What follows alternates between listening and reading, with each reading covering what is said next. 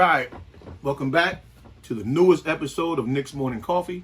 I'm Mr. King, and behind the camera is my partner, Joe Cool. What's good? All right, so today we're going to talk about the state of the Knicks offseason. We're going to talk a little bit about Jalen Brunson, and then, of course, we got to try to unravel this Donovan Mitchell saga. But before we get to that, please like, comment, subscribe. Let's get it on. How's it feel to be back? Well, for us, it feels like we never left. But as far as back on the, it's good because it's crazy right now. We're gonna go into the thing with the Jalen Brunson because we have to look at. First of all, I'm not mad at the signing. It's just that, did we really make the right move? Because there was a lot of pieces, a lot of people that we could have went after. It's a whole lot of names of. Yeah, there's a lot, but it's funny. If you would have asked us the beginning of last year, before the season started, what we all said we needed, we said we needed a decent point guard. We didn't say we needed a great one. We said we needed a decent point guard at point guard. So if we got a Jalen Brunson then, besides the money, we would have been happy. Yeah, but that's part of it because a lot of chess pieces had to be moved to create salary space to get to Brunson. So when you think about the people that we passed up on, some of the bigger names, when you move that kind of money around and move those kind of pieces around, that's normally reserved when you're going after somebody big time. So again, we're not mad at the Brunson thing, but we did a whole lot to try to make that happen. Yeah, I went through enough emotions to the point where it was like, we always talk about, all right, Darius Garland. We talk about all the, what's his name from the Grizzlies? Yeah, Ja Morant. We talk about him. Maybe Jalen Brunson could be one of them guys you just give the keys to and go if it's not going to be R.J. Barrett, which I'd rather it be. But that's where we at right now. We don't even know who's going to be the guy. Well, that's the thing with Ja Morant. Guys like Ja Morant, their talent is built on they're not playing second fiddle to somebody on their team when they get there. Like Donovan Mitchell, he wasn't playing second fiddle to somebody when he got there. So maybe if we gave RJ the keys to the kingdom when he first got there, maybe things might have been a little bit different. Or maybe if we gave IQ maybe a little bit more, or even Grimes, if we gave them more freedom when they got there, then we probably would have our Ja Morant already. Because that's what it is, opportunity. It's opportunity and other guys buying in. So we have to ask ourselves too, what's Jalen's strong point then? Now that we got him, because he's not going nowhere. This is not no sign him and ship him out before the season. Brunson going to be here. So what's his strong point to the team that we got as it stands right now? I think it's going to just be that keeping the defense honest. Other than D Rose, Quickly can do it for a little bit, but he's not the purest of point guards. And like I said, we didn't give him the keys just to do whatever he wants. Yeah. We was having him shoot from half court. Who would know where Quickly going to be at right now? Yeah. And then two, I think it's just so much that we got to try to unpack that it just. Yeah, Brunson brings, for me, he brings that he'll never stop running. He has a motor, the kind of motor that we did one in our point guard, how we say, IQ will go halfway and stop and then try to bait the defense out. It's not like the defense run out to get him. Yeah, Brunson's going to keep going. When he drives to the hole, and every time he gets the ball, he's 50 miles an hour. Now, is it 50 miles an hour with a rhyme and reason? But we know he's going to push. So he's not going to quit. And then on the defensive side of the ball, he'll stay with his man, but he's small, but that shouldn't matter too much in a real team defense because he's supposed to be help to helper. But as far as the offense is concerned, if he's running and pushing the way that he do, just like the instincts to push, and our players, we got players that they thrive in the open court. Obi and them guys, RJ and them, they play better in the open court. So if you got somebody pushing the ball and you can just don't worry about bringing it up and get to the rim, that's where I think he can help us. Yeah, key example, Darius Garland and Obi and Bam Adebayo was playing in the summer league or some summer game, and they just running the floor, and Darius Garland just throwing it up there. Oh, yeah, I didn't see that. Oh, yeah? Yeah. So okay. That's why I'm not too worried about the Knicks, because they still we're good, but the problem is all the rumors. You know what I mean? All the trade rumors. So, we talking about quickly. All right, so we get Mitchell. They not gonna be here. Well, we don't know. Well, that's the whole. Yeah, we're gonna get to that. Yeah, We don't know that yet. Yeah, because we don't even know what's gonna unfold with that.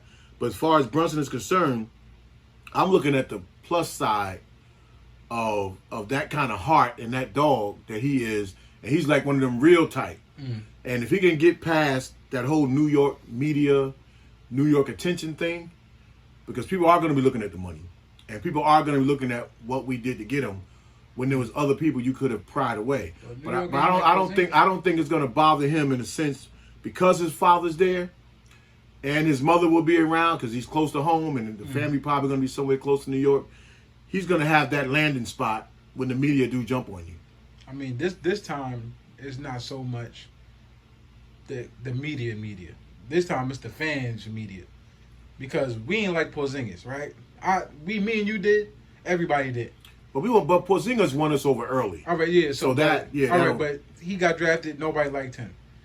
Nobody liked Shumpert. You know what I mean? He always tell that story. Nobody liked, until they start playing, we don't know who we like. until the game starts, we don't know what's going on. Well, I think he's going to be more like Morris in a sense where that's not going to affect him to the same degree. Because he know he's playing with house money, and the fact that him even being like a late second round, middle second round pick, and they even be here at this level. I really don't think all that's going to affect. I think RJ plays better. I think the real thing is, you know me, it's going to be a Randall thing. It's going to be, is he going to take a back seat? Is he going to try to do more to get his stock up? You know what I mean? That's holding RJ back. That's holding our rookies back. Well, you know what's now? That's true, but I'm not so guaranteed that RJ plays better in this situation. I think with Brunson. I ain't sold on that unless RJ's jumper is consistent. But as far as getting out and running, RJ's going to play 100% better. Now, if we didn't bring in somebody else that's going to be a ball dominant person in that starting lineup, now that can work better, because Brunson being over there with Luka is used to playing off the ball, so he still know what to do and he still know where to be. But if we're going to have another two guard we're going to bring in that's going to also be ball dominant, that's going to leave RJ in a bit of a dilemma, or one of them guys in a bit of a dilemma. I'll say this: the way Quentin Grimes played makes me feel better. It makes it easier for all three of them. The way Quentin Grimes, because the group chat, we had a conversation and we all said, you know what Grimes remind us of? Thomas from Golden State. What's his name? Klay Thompson. There you go. But as soon as we said that, the next Summer League game, he started going to the hole, taking it to the basket. Capable. Yeah, but we already know what he's capable of. But the way he was doing it, I was like, I didn't think he was going to do that. Nah, we know what he's capable of doing. And if he had to be the two guard, which I definitely would love to see that. We already know that he would not mind being the fourth option if that was the case. But if he could do that and still pass like that, and RJ, remember, he plays some point guard. So if he can still do what he do, I feel like them three, also. I'm cool with just that and let them develop. Yeah. Like the young guy, I'm cool with them developing and just staying in. But a situation like that, they wouldn't have to really be developing, because I think they would have that type of chemistry because they run it. And as long as the mentality is to hit the open man or create the opportunity for the open man while you're running, the Knicks, they could be off and going strong. Now, this is my point about the Brunson trade, and that's almost going to tie into the Donovan Mitchell thing, where the league is still considering the tampering charges. So we don't know. At some point, that shoe might drop, because there's still little hints and rumors out there, which I don't really see. That's the man's son. If that's the route y'all going, you can't stop a father and son who've been basketball related all their life not to talk about basketball. So when they're talking about the tampering, Mark Cuban is pushing it behind the scenes, but that's going to be hard to prove because that is the man's son. Now, when you get into the other people who also do have long-time relationships with him, how much of a factor does Leon Rose? Man, I ain't no lawyer, but listen. My boy is in pictures with Knicks stuff on. So Brunson won me over with the press conference. Well, I mean, that's what you know. That's like if all of us, any of us, is on a different team on Dallas, and our father go to the Knicks to work for the Knicks. That's a no-brainer. And I'm gonna get paid more than I was, and potentially be the guy. I mean, Potentially, but that's a big. All my gaming folks, but when y'all play 2K, y'all go to the Knicks. Y'all want to play to be the guy. He's living his dream right now. Yeah. As long as we know that he is a piece to the puzzle. You know, New York is giving him a lot of love right now, but I think some people are being just a little bit reserved because going to try to see what happens. So now you're going to add that salary. You're going to add the way we went after him, and then you're going to add what else? What do we got to give up after all of that? When he start dropping 30, he's gonna go from Jalen Brunson to JB real fast. Yeah, but Jay Buckets or something. Well, the man is capable, and people are going to be concerned. I remember to subscribe to the channel. You know, we're going to try to keep this thing going each week. All right, so let's jump on the Donovan Mitchell, because there's a few things in that Donovan Mitchell saga that could leave somebody. It could leave you with a bad taste in your mouth, and it could also leave you with, you know, we brought in this dream team management. So can this dream team fulfill their promise in the sense that this is why you knew why you were here when you got here? You were here because of your relationships, you know, not just with the CAA players or not just with the Kentucky players, but also with the other players around the league that y'all facilitated coming out of high school. Like, you know, this pipeline that they got, you know, with Worldwide West, getting them in high school, funneling them over to Leon, you know. So we haven't reached nowhere near the dividends of bringing in this team. Yeah, no. And the future of it, for me, don't even look bright in terms of that. So they have to now go back and try to wheel and deal as a GM team and a management team and get us some players in here. Regardless of who they are, y'all have to get us players in here now because your time is almost up. But it's still hard to me because if we look at our roster, who are you willing to give up for who? So we bringing them Donovan Mitchell. These outrageous trade scenarios, like, it's almost like we got to take it like, all right, what are we giving up? When Quickly and McBride is in the trade, they're not going to get no playing time anyway, right? But when you start throwing Grimes and Obi in the trade, then it's like, what do we really draft all these people for? Then? Right. So let's look at a few of them then. One of my Instagram followers, Barack Obama, he sent me something from the Bleacher Report. Now that trade scenario, that was the 5-team one. But if you just look at in that particular one what the Knicks would get in terms of what the Jazz would get, but there was so many moving parts in that one. But in that one, we would have got Donovan Mitchell and Cam Johnson, right? So what we would have gave up though in that one was IQ, Obi, Grimes, D Rose, and then the worst part also to that was it wasn't just the 6-7 first round picks; they wanted the ones that were unprotected. So that's, I mean, Danny Ainge is known to play long ball when it comes to all those draft picks, but you know he got to almost be out of his mind if he thinks that we're going to give all that up for a player who doesn't. And we'll get to that later. That's not even 6 draft pick. That was 6 plus the old draft pick. Basically. Well, that's that, plus the ones he already 10. got. You know, for Gobert. But I mean, just from taking from one team, you're trying to take our whole young core, and you're trying to take our best draft. Like really, like that's not even. That's an insult to Leon Rose and them guys to even come with. Now you're supposed to ask, but to even come with an offer like that. Now let me just show you another one that was up. I actually saw this one this morning from Ian Begley, and they're just speculating. But his scenario was we give up Evan Fournier, Cam Reddish, Miles McBride. But now listen to this first before we go over all these first round picks, but this don't sound as bad. A 2023 first round, a 2023 protected, a 2025 first round, a 2027 first round, a 2028 protected, and a 2029. Now, with that leaves us still with quite a few first-round picks that are still protected. Because of the kind of team that we want to be, we will be able to hold on to those other 3-4 first rounds or 5 first-round picks, you know, and still be able to build in the future, the immediate future. But if Donovan Mitchell is that, to me, that's something he might be worth. Yeah. Because the money still got to fit. Now, Danny Ainge, you're not looking at our players. You see, it's worth it because you said Fournier. See, I don't think we worried too much about the first round draft pick, to tell you the truth. Because that's still a crapshoot, right? That's like playing a lotto. You don't know. No, in this case, though, we are worried. I'm talking about, but you don't know who you're going to get. So draft picks, I'm not so much worried about, right? I'm good with one every year or every other year. But you said Evan Fournier and Cam Reddish. Cam Reddish didn't get no playing time. We really didn't see them with the team. Evan Fournier, as much as we liked them, didn't fit.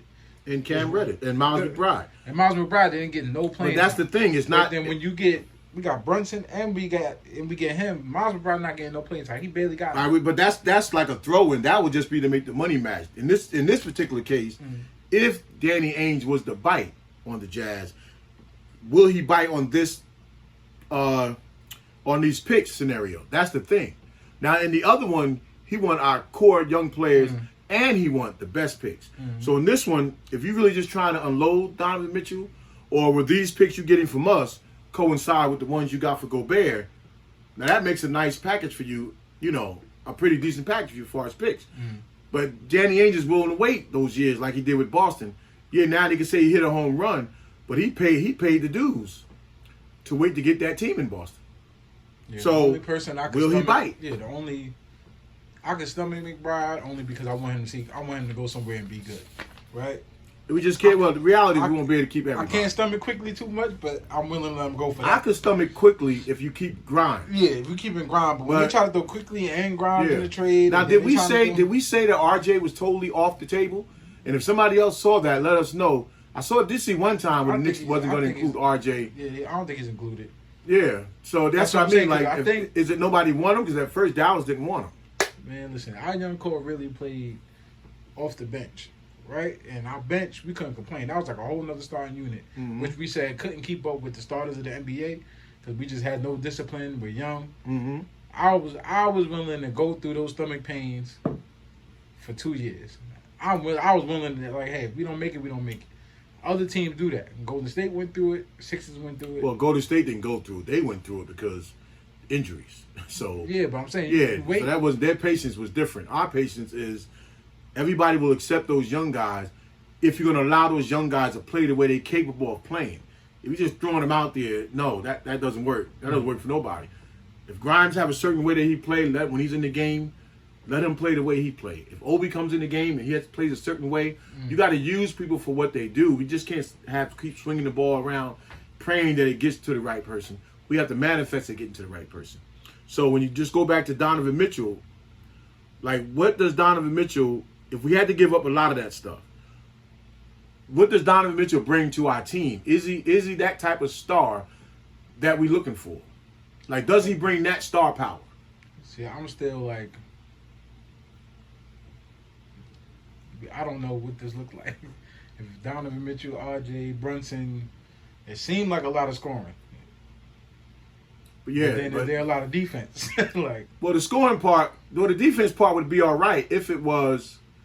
Are they sharing? If it was Brunson will guard his man at the top, and then between Mitch and then the backup center that we just got from the Clippers, we know we got rim protection at all times on the court unless we decide to go small. And then you're talking about a Grimes coming in, if you keep Grimes, who could defend those two positions, or whichever one you put him in front of, he could hold it down. So then where else are we losing in on the defensive end because we lost Taj? So where do we get the upfront defense at the forward positions? That would be the issue. But the beauty of it is we're always going to have a shot blocker in the game. So that's, even as good as Taj was for us on defense, he didn't block shots, rarely. But now we have intimidation at the rim. And then you got somebody on the ball that's going to be able to play defense on the ball. And those are your two main spots. Slow the ball down and protect the rim. And then the rest is what your coach put in as far as the defensive scheme. Yeah, I like the way it looks. It tightens up the rotation. That's what we wanted. Yeah. Because now you just can't take. One of those three got to be in the game at all times. Now let me throw a curve in this because there's still some things about Donovan Mitchell, but let me just throw a curve in this right quick as far as bringing somebody in, because I was thinking about this yesterday, and I know you ain't gonna want to hear this part, but because we lost Alec Burke, right? And even though Tibbs started using him as a point guard at some point, you had to realize that Alec Burks is not your point guard. But in the season that we went far, he came off the bench to give us that 20, even though he finished some of the games. So I was thinking about who else is out there that could come off the bench when needed, starting out, unless it's an injury, they don't got to start out playing. But when needed, could come off the bench. Same way Burke did in the beginning of that season. Remember, he didn't really play. Oh, me. So who could come off the bench besides you? Because you're on the bench you're going to be on right now. Who could come off the bench and give us some solid minutes and keep the score flowing without hogging the ball? And I'm going to go back to the same name I went back to for the last 3 years, and that's Jabari Parker. Jabari Parker at 6'8" could come in the game when needed. And even when Randall was out there playing, he could at least still come in and be that decoy that when the ball swings around, we still need a three. We still need a big three at that position that can hold it down. And my fantasy of moving Obi to the three at times look like it's just not going to happen. So I look at a guy like Jabari Parker, you could probably bring into almost next to nothing. Have that veteran sitting on, now he's injury prone too. Have that veteran sitting on the bench, but when you need him to play, he's going to get you some buckets when the ball come his way. He's going to shoot the three ball. He's really more of a mid-range, but he can get to the bucket and make a basket. So then to me, when you start adding pieces like that, now Brunson, Donovan Mitchell, R.J. Barrett, for me, start to make sense. Even though I think the person he would most help is Julius Randle. Because Julius, we don't know what we're going to get in. All we know with Julius is that chances are right now, he going to be there. Now, we thought some things might have been happening. Could still be happening, but it look like Julius going to be there. And unless Julius get back to the shooting part, because he's gonna have that run amok mentality sometime. But if he can get back to that deadly 3-point shooting that he had that season, that'll help us. But having a guy to me like Jabari Parker alongside somebody like Julius, it'll balance out. When he missed 3 in a row, you got a guy that can stick it. See, but I'm cool with Julius if RJ start playing where he left off. So that means he ain't even thinking about Julius at this point. That veteran stuff is out the window. But he need the ball to do that. But that's what I'm saying. So that veteran stuff, I'm not just giving you the ball because you're in the post anymore. Move out the way, right? And then you get Jalen Brunson. I get paid 100 and what? 15 mil, 16 mil. How much you get paid? I'm not coming here just to give you the ball when you run to the post. So you're gonna have to move and do something else. But that wasn't our problem with Randall running to the post. Give it to him in the post. I'm talking about. It's when he's standing out there doing what somebody else out there can do. Like you out there doing what Fournier can do. Yeah, but not even on your post. He's not. Every time you want the ball, I'm not giving. Move it out. Yeah, right. Move it out the ball. Yeah, do something else. Yeah, don't just give it back and take yourself out of the play. Move around without the ball. Right. But if he's in the post, that's when I want to give it to him. It's when you standing out there. We got Burke on a wing and we got Fournier on another wing or Grimes. I don't need you there because their percentage shooting is much higher and it's much deadlier. But yeah, I would like to see Randall get some post play, but I would also like to see Randall be a part of the play if you're going to be on the perimeter. Well, yeah, if don't just give it up and walk away from the play and stand in the corner like James Harden do. Yeah, if he's going to go on the post, he got to do something else. Yeah, he definitely got to do something else. So let's look at right now with our potential. All right, we know that if we got. All right, let's take Donovan out of the picture. Because my feeling is that the later it gets, first I thought, okay, the later it gets in the Donovan saga, the less we're going to have to give up because now they're going to be pressured to move him. And then I started thinking about the later it get, other teams are going to start figuring out, okay, you know what? He works with this guy. He works with, like Miami. Some people say take Miami off the table. Money-wise, Pat Riley is known to try to step on our foot. If he thinks we want something, step on our foot and try to steal somebody. I could see Donovan Mitchell over there, playing with them. Who would Pat Riley be willing to give up to get Donovan Mitchell? Who the Nets? That's kind of crazy talk to me with the Nets and Donovan Mitchell. I don't see that one. But again, the later it gets, the more things can pop up. The more phone calls, the more emails people are going to get. And things start to entice people. So what do we look like if we don't get Donovan Mitchell? Like coming back with this, of course you still got to add something. You got to add something. I mean, but basically come back with this team we got. Where do we stack up with that? Like, does Brunson do that much for us? You know, I mean, I'm still okay with it. I feel like they should just tighten up the rotation and leave us be until the right opportunity comes, and that's up to them to figure out. I don't think we got to go pressure to get Donovan Mitchell crazy, because then you still gonna have to figure out what you're gonna do with Randall. Yeah, and you shouldn't mortgage your future on Donovan Mitchell. One, because by the trading deadline, a team fighting for a championship may now offer you something for Randall. So when somebody try to compare, and I said it a little bit, but I don't believe that to a degree, that this Donovan Mitchell deal will look somewhat like the Melo deal. And two reasons why it won't, and the main one for me is that we gave up a lot when we got the Melo deal, but we thought Melo and Amari, two legitimate all-stars, would work. So I don't really knock the Knicks for all those draft picks. Like, that's a who knew type of situation. You go out and get a 30, 35-point scorer and bring him in with Amari, who was a potentially MVP candidate that year. To me, you do that kind of deal because you ain't thinking about them future draft picks, because you shouldn't need them for the next 10 years, in a sense.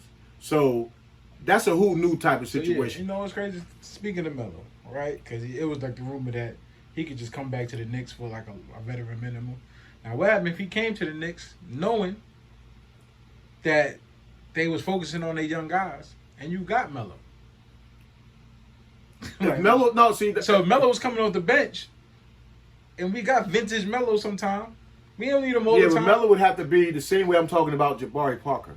That's what I'm saying. But like, Jabari Parker will get in there. Well, Melo does rebound, but Melo would have to be primarily, in this case, a 3-point shooter. Because you got to be more realistic with Melo. As much as I love Melo, if Melo got a hot hand, he forget it. And I love Melo, but I seen him do it with the Lakers too. He forget that he's a role player. Now your mindset is I'm a star again. And now when you're not hot, now you're taking away from the young guys. I wouldn't mind seeing, if we didn't get Donovan, I wouldn't mind seeing Melo coming off our bench when needed. But he would have to understand that you're not in here to take over a game. Now, you might have a moment in a game. You may have a 5-minute moment. That's what I'm saying. But you're not. Yeah, but I'm saying Melo don't process it. Because I thought with the Lakers he would. He didn't process it with the Lakers neither. Because you get those moments where you just feel like I'm vintage Melo. And when you're not hitting within those 3 to 5 minutes, you got to go back to being that role player and then take that long three, or the post up, real quick. You know, the quick spin move and shot, something like that. Because that means we can't let you feel like you the man, and they're gonna respect you because you are Melo. Like, you're an icon to these young guys. He need to go sit down and talk to Iguodala and see how he did it all these nights. Well, Iguodala is even though he was an all-star, he wasn't a Melo type of all-star. So his ego wasn't the same. But he did at times wake up and you like, oh shoot. No, he was bad. And then you go right back to doing old school stuff, and then wake up again when he need him. So this is the last thing I'm really going to talk about today, and this to me involves. Now I thought this should have happened before the trade deadline. I thought the Knicks should have took Randall, Evan Fournier, Derrick Rose. Those 3 salaries together a year could have netted us 45 or so money a year to go out, $45 million to go out and get a real superstar. I think we should have been able to shop them 3 guys and had a plan to have them salaries come off the books. It's hard when everybody got a big 3. It's what you take back. You don't have to take too much back. Again, take some draft picks back. Take some, don't look for trying to bring back the star. Try to unshed the money. Take some of their bad contracts, because you can let a lot of them go. And I just thought that we had a real good chance, if you wanted to build this team around RJ and bring in some guys, real guys that could play the way RJ want to play, that was our best opportunity to do it. Before we, because Brunson, he was going to be a no-brainer if he was coming. And for the salary that you gave him, Danny Ainge was not going to match. I don't think Danny Ainge would have went over 16, 18. Because you ain't going from 1 something to 25, 30, 27 on the regular team. I think Danny Ainge, I think he just bluffed us and ran up the price on us with Brunson. Not Danny Ainge, Mark Cuban. I don't think Mark Cuban was giving that much money to him. And I think we jumped too fast. And if we knew we had him in our pocket, we should have made the other moves and then brought him in where he fit. And I just think the Knicks this time, we kind of got played, or we overplayed our hand. And that could cost us this season, and it could cost us next season, depending on who's all now still available. They know something we don't know. Well, then all they know. Brunson must have been killing it. This move wasn't just about Brunson. This was a personal move. This was a personal family move also. It wasn't just about Brunson. You know, all these guys are from South Jersey. All these guys got history. You know, Brunson's father was Leon Rose's first client. You know, so all that South Jersey Philly ties is strong. And they showing that right here. So that's what this move, this Brunson move to me was personal. And it could cost us later on down the road if we're not careful on how we build this team right now. And we could have made that move and shipped them guys out and had that money in our pocket. All right, and that's all I'm gonna say for this week. But again, it's gonna be a whole lot coming with the Knicks. A whole lot's gonna happen in the next month or so before training camp. So if you hear anything or you get any news, please let us know. I'm Mr. King. That's my partner Joe Cool. Please remember to like, comment, and subscribe. And welcome back. Peace.